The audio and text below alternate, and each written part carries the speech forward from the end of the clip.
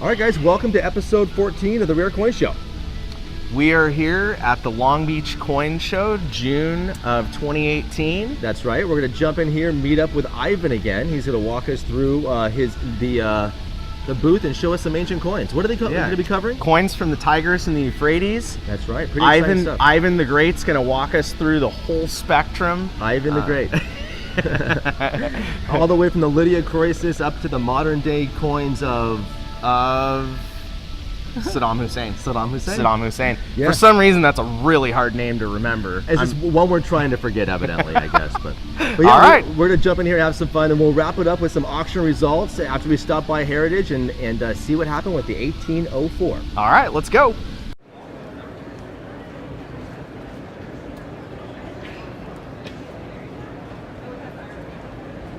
Welcome to the Rare Coin Show, episode 14. Here we are. We're back at the Tyrant Collection with Ivan. He's welcomed us back to show us a few more coins. That's right. And get you guys a little more excited. We have a nickname for him too, and we're gonna do the reveal right now. John and I refer to you as Ivan the Great. That's right. Yes. Oh, thank you. Yes, sir. Yes, sir. Well, some people call me Ivan the Terrible, but I think You know, there's a balance, right? Ivan the Great, Ivan the Terrible. You can really be both, actually. Yes. Ivan the Great and Terrible. That's right. Okay, so I'm going to talk about this collection first. So it's called Tyrant Collection. Yes. As I explained last time, it's a collection of Tyrant. So it's a slightly different way to collect coins. Usually people collect by dates or varieties, but this collector, he collects history. So he collects Tyrants, kings, rulers, queens, emperors. And this time we're presenting the second part of the Tyrant collection. So it's called the Tyrants of the Tigris and Euphrates. Nice. So what it really is Tyrants of Mesopotamia. So talking about Mesopotamia, some people always ask me, well, so what's that? So if you put today's map over there, so it's Iraq.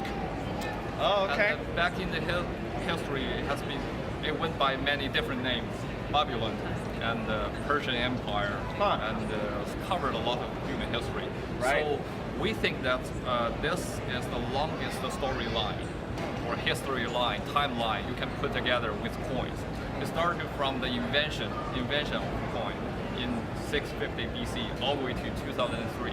Right. Wow. So it's a really long history. So why don't we look at some of the important points, All and right, then let's do I it. also can explain how we, worked on this exhibition to put it together.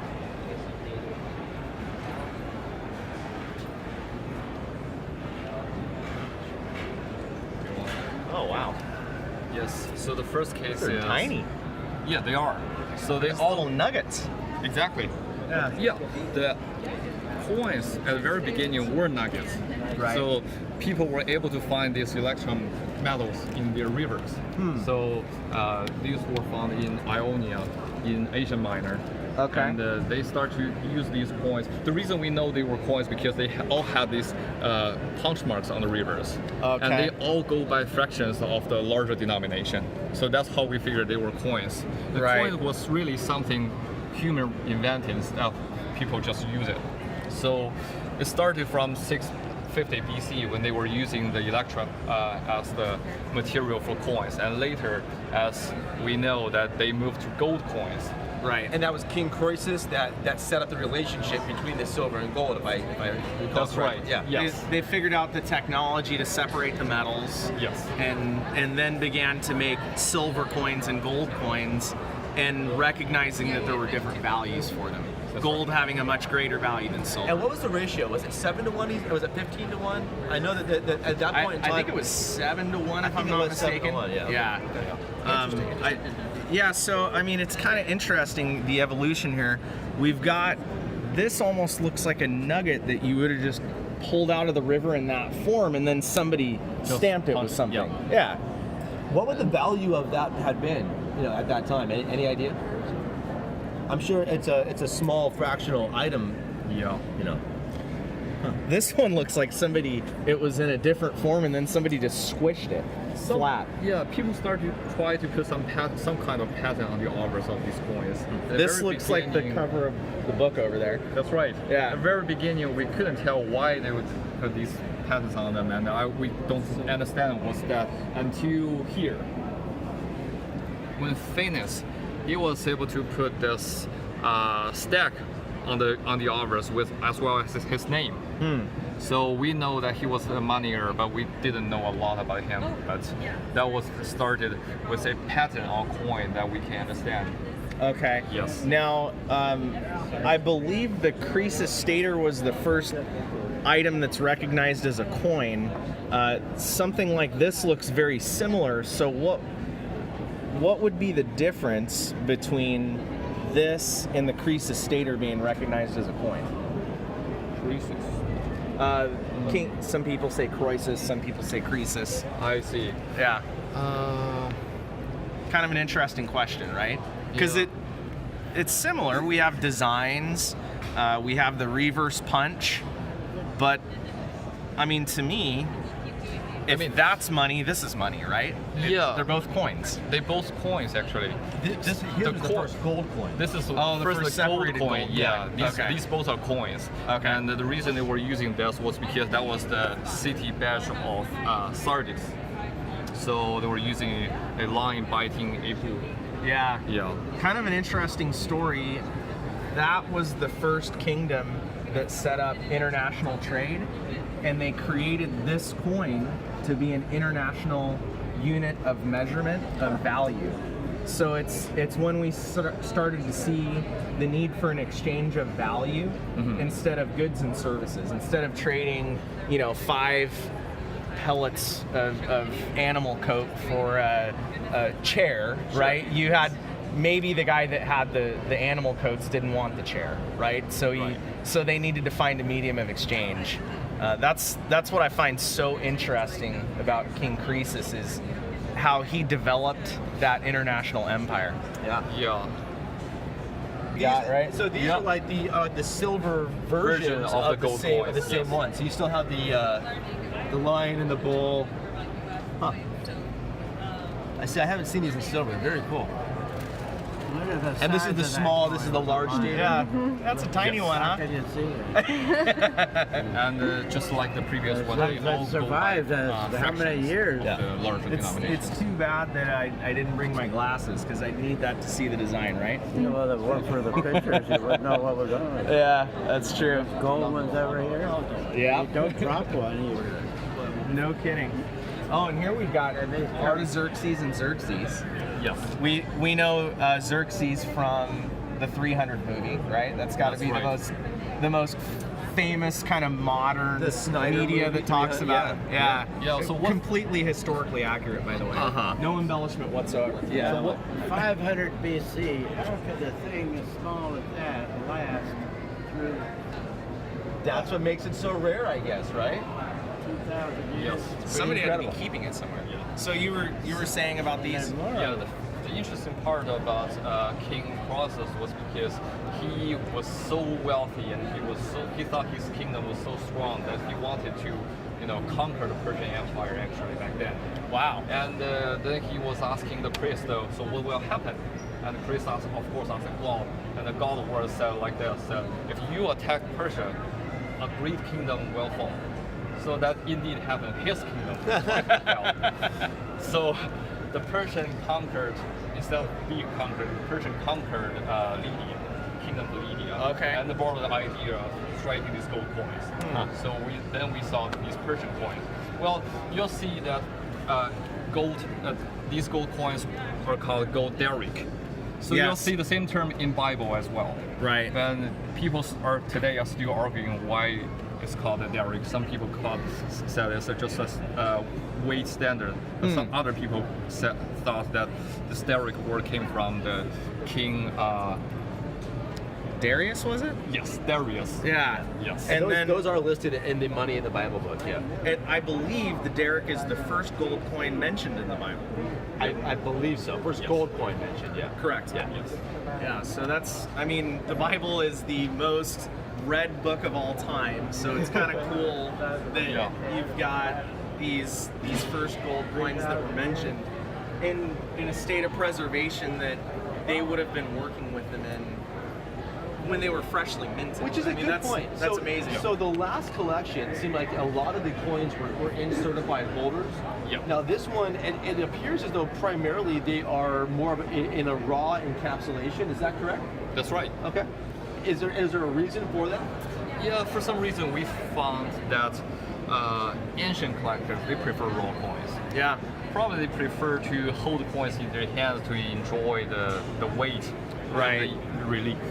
But they just prefer raw coins. And because of these coins are all raw, it was not like the last time that we can just put them into these holders. Right. So we had to make these smaller holders to put the coins in. Actually, these were specially designed and produced only for this exhibition. Wow. Wow. So the material has no PVC, so we did a test. So we put the coin in it under the heat for 2 weeks. Wow. So no residue were left. So Incredible. we were safe. So we put these coins in so that you can see the coin as well as the rim and the edge. That's amazing. Who did that for you? My wife. Seriously? My wife. No, my wife found a manufacturer. Okay. And she started to talk with them. Usually, so this idea already came from jewelry holders. Huh. They cannot make them so small. So this is the same size of PCGS holder. Right. So you can also store them into those. So PCGS Ivan, press. next time we're gonna have to interview your wife as well. Then is what you're saying. Man, that's crazy. I didn't know rainbow toning went back that far. You know, these coins were all cleaned anyway. Yeah, They were. They were. Okay, Because we were talking about that. ancient coins, it was almost impossible for you to get an original coin. I mean, Okay. a lot of these coins were found underground, and they are still finding them. So that does have some effects on the market as well. Sure, People still find them underground in Asia Minor. Right. And a lot of these coins were actually conservated. Yeah. Wasn't there a discovery in Israel recently? Like up in some caves or something? Did you hear about that? I think some I heard coins about were that. found. Yeah. So I mean, they are as archaeologists go through that area, they stumble into things sometimes. And that's one problem buying ancient coins, because a lot of these coins were found, newly found, and you don't know they came to the States legally or not. Right. And it's very likely that you buy a coin from an unknown seller. Right. And 10 years later, you put it into auction, the Israeli government just come after you. And go after you, said this coin was stolen from a museum or found from a historical site that you cannot own. It's illegal to sell. Wow. That happened a couple times in history, actually. No kidding. Yeah. Man, I guess we shouldn't be buying ancient coins at auction. No, that's then, huh? not true. That's not true. Yeah, buy from reputable dealers at the auction firms with pedigrees. Yes. And then you absolutely. will always be safe. Yeah. Right. Yeah. Right. Like the Goldberg's Like the Goldberg auctions. Right. Yeah, Yes, that's a great example. Thank you. Yeah. So we finished up the Long Beach Coin Show. Wasn't that awesome? Man, this collection never ceases to amaze me. It was much larger than I thought. Now this collection, the last one was all certified and encapsulated by NGC's Right. ancient division. Right. These were all raw. Now there was a custom holder that they were kind of sitting in that Ivan's wife actually had created Right. or commissioned or created. We need to talk to her a little bit more. Maybe she's some kind of scientist or something. She was pretty I mean, epic as well. Yeah. Yeah. I mean, really was. she got down to using heat to take moisture out of the holders and Yeah. created these special cases, designed the whole thing from scratch. I mean, what a wizard. And she was even making sure that the right textures were being used. Yeah. That way it wouldn't actually take away from the surfaces of the coins. Pretty spectacular. It was Yeah. incredible, but also I was a little thrown off by not a single coin being in a certified holder. Well, remember, Ivan said that they had some of these coins in holders and cracked them out for the presentation. So obviously the presentation of this collection took precedence over, long-term pedigree. And now I'm sure they kept the certificates. They know which coins were graded and which ones weren't. I'm sure. I mean, it kind of does make you wonder about the coins that weren't in holders, because I know authenticity can be a challenge.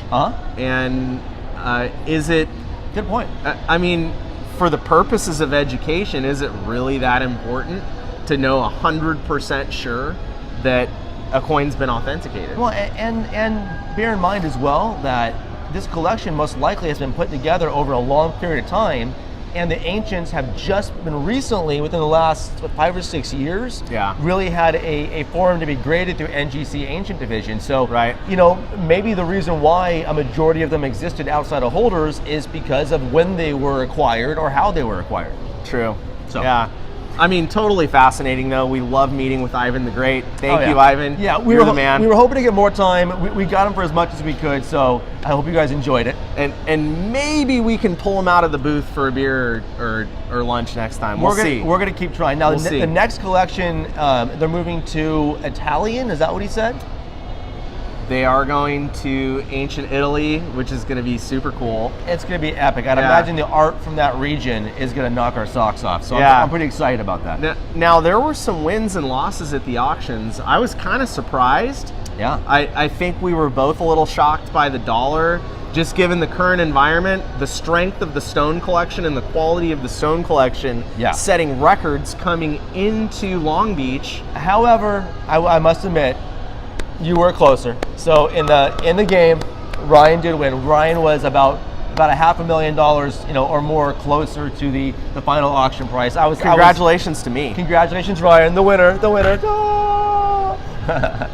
Although I would have preferred not to be right at this point, because I mean, 2.6 for a dollar is modest. That sold for 3.7 last time is modest. Is someone got a great deal. Someone got a great deal. 5 or 6 years down the road, someone or their family members are going to experience a great return on that asset. I mean, why I'm surprised is the market seems to be significantly stronger at this point than it did several years ago when it sold for 3.7. Yeah. So maybe the last buyers wanted a little bit more than this buyer, but I can't wrap my head around that price. I'm surprised by it. I think given the strength of the market, I thought 3 was a lock. So I did too. I mean, just comparing it to many of the other coins that have sold recently, I thought it would do at least what it did last time at the auction. Brazier just sold for 5, which some may argue is more important, but is not as famous. I mean, if you ask people in the coin market, way more people know the $1804. Absolutely. It's called the King of American Coins. So to have it sell for less than the Brazier in close proximity like that, or even less than half, is just surprising to me. Shocking. So I think some cracks may be showing in the strength of the market right now. But the overall sell-through rate was good, though. So overall, it was almost 100%. Yeah, it was almost 100% sell-through. I mean, in the 90 percentile as far as sell-through rate. So I'm sure Heritage was happy with the results. People definitely came out.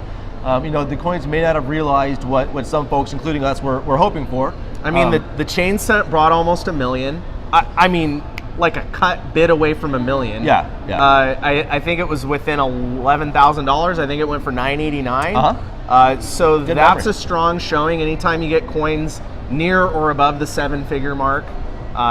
A lot of the other coins showed strength from the early period. A little piece of copper is almost worth $1 million. I mean, that's pretty exciting. You got $1 million penny. Yeah. I mean, that's something. Yeah. Right. Absolutely. It is. Absolutely. So. Yeah. So I think next time we've got a we have an idea for you next time. Yeah, Ryan has. We've a been great talking idea. about this for a little while. Yeah, we're gonna go over some opportunities online. Some rolls of coins. Now, this is an area of the market that you guys may or may not be familiar with, but a lot of folks are out there selling what are considered to be either original or pieced together rolls of Morgan dollars, of silver dollars in general. The silver dollar really is probably the primary suspect and the primary example of the roll. Oh yeah. It's because of its popularity, because of its prevalence, because of how many are out there. It's the coin that gets copied in China the most. Oh yeah. So as you were talking about being suspect, what we're going to do is we're going to break it down for you. We're going to go step by step, run it through our numismatist brains, give it our 30 years of combined experience, and actually analyze it for you guys live on camera. Yeah. We're going to go through a bunch of opportunities and say what looks good and what doesn't. That's right. So we'll have some fun with it. I hope you guys enjoy it as well, and we will catch you in the next episode. Make sure to like and subscribe. Say what's up on Facebook, Instagram, Twitter. Hit us up. We want to be friends with you. That's right. Until next time, guys. All right. See ya. See you later.